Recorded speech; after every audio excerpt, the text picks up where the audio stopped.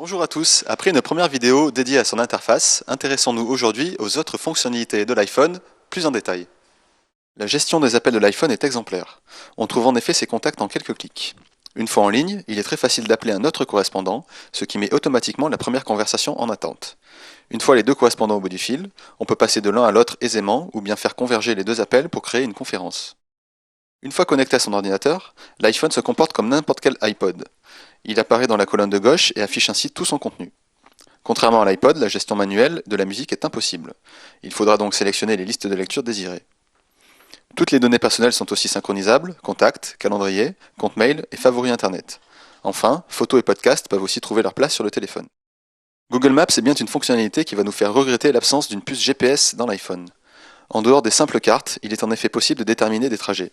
L'interface est très bien faite et les données pertinentes. Une fois le trajet calculé, on peut faire défiler les différentes étapes pour arriver à bon port.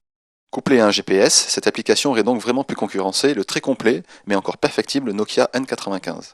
Le célèbre site de partage vidéo YouTube est également accessible depuis l'iPhone.